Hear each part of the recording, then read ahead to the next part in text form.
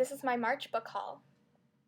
And as you all know, March is a big book month because lots of books are coming out this month and lots of book-to-movie adaptations are being made this month. So, in honor of that, I'm going to be doing a book haul. So before I start, I just wanted to say 10 more days until Clockwork Princess comes out, and I'm just so excited. If you want to see what my theories are, I have a video of it down below. Also, The Host is coming out. I still need to read that book, but hopefully I'll get it done before the movie comes out. Okay, so if you're like me, you buy at least one book a week from Barnes & Noble. Literally, they know me there. I went 3 times just last week. Funny story about last week. So I went there expecting to buy 3 books. One of them was Nevermore, another one was Awaken, and another one was After Eden. And so I went there, I didn't see them on the shelves, and so I went to the help desk. Me and the lady, we were looking for the books for at least a good 15 minutes. Turned out After Eden wasn't even out yet, and I have to wait until July to get it. Then it turns out they don't even have Nevermore by creagh. And then they don't even have Awaken. So I had to order in those books. I was kind of disappointed, but instead, I bought The Fault in Our Stars by John Green. Fault in Our Stars by John Green. Everybody has pretty much heard of this book who's in the book world. This book is about Augustus Water and Hazel. They are cancer kids and they fall in love, and technically this book's gonna make you cry your heart out. See, I get very emotionally attached to my characters I'm reading about if they are good characters. See this book? Yes, Forbidden. I bawled my eyes out for a good hour and a half. All the Immortal Instruments books, I cried no matter what. If it was happy, sad, depressing, I just love these books so much. Honestly, I've never read a John Green book before. I have Looking for Alaska, but I've always had so many books I wanted to read before that, so I never really got around to it. I actually made myself promise I wouldn't buy The Fault in Our Stars in order to save myself heartbreak. But that didn't work out because it was on the shelf calling for me, "Please, Sasha, please buy me." And of course I had to buy it. I had 25% off, so if I couldn't get the other 3 books I wanted, why not get this one? Right now I'm actually reading it. I'm about almost halfway in. I started reading it last night. It's very good so far. I really like the characters. They're really well based. I love Augustus. Can he be my boyfriend? Please? I'm really excited to finish the book, even though everybody that I've talked to who has read the book technically says it's heartbreaking at the end, and I'm scared to read the ending because I think I know what's going to happen and it's not going to be very pleasant, but it's going to make you grow as a person. So yeah, I'm excited to read this book.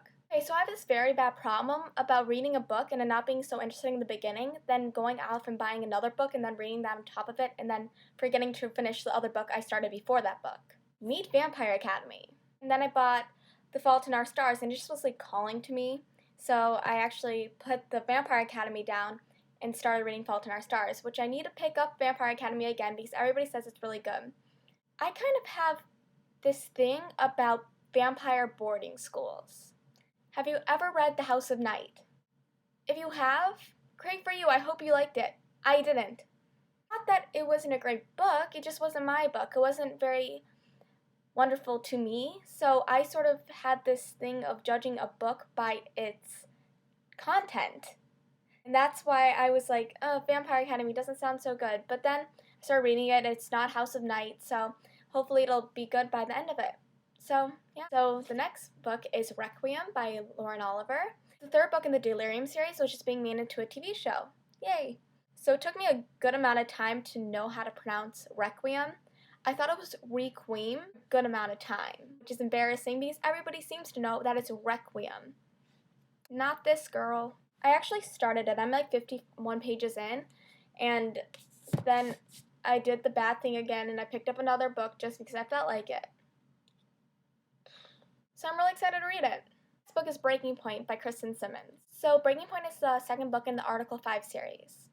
So I'm really excited to read this book because Kristen Simmons really knows how to write a good book. Article 5 was a very fast and easy read, and it took me maybe 2 days to finish it. It was very good and I really liked it.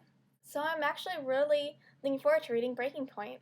So I bet we've all heard that little story either on Instagram, Tumblr, or Facebook about the reader falling in love with the character and the character falling in love with the reader. Meet Between the Lines by Jodi Picoult and Samantha Van Leer. So I hear that this book is very good because the main character Delilah falls in love with the book character Oliver, but it's also the other way around, because in this story world, the girl, lives in a modern day world, like where we live. She loves her books, and especially this one fairy tale. And then in her fairy tale, there's Prince Oliver. This book is a fairy tale, and it's supposed to be really good, and I'm excited to read it. I don't think I've ever read a book like that, and everybody should read a book that's very unique in its own way, so I find this very unique, and I'm excited to read it. But still, I do want a book where the character falls in love with the reader, preferably with Jace Wayland and me.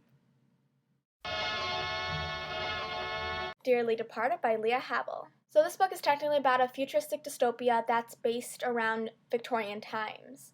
It might sound confusing, but it's technically in the future, but they're sort of like Victorian people. I've heard this is a good story because it's sort of like very unique in its own way. It's sort of like Warm Bodies, where if Zoe falls in love with a human. Well, she's human and she gets taken away by zombies, and then she and this one zombie soldier who took this like type of cure that doesn't make him rot, but he's still technically dead. But he can still have brain functions and all whatnot.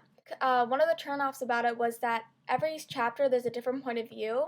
And I know usually I'm like, oh yay, cool, different points of view, but it's like different people every 4 chapters. Probably Bram, then the girl's name, then one of their friends, then another friend. Then it goes Bram, the girl's name, another friend, and another friend. I hope it won't be that confusing, because books like that could get it confusing if it's not written well.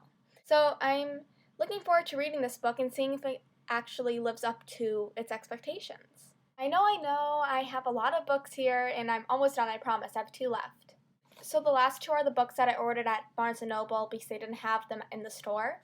And one of them is Nevermore. It's in the back of the Mortal Instruments book because that's how I figured out about this story. Evermore. Evermore is not Evermore by James Patterson. Let's just get that finished right now. Not James Patterson. Now, let's move on. So Evermore is about this girl, and she's a popular cheerleader, and then this guy, and he's sort of like the loner, and it's about them getting paired up for a project together, and they have to work together. Kind of sounds familiar because it's sort of like Hush Hush, but it's totally different from that.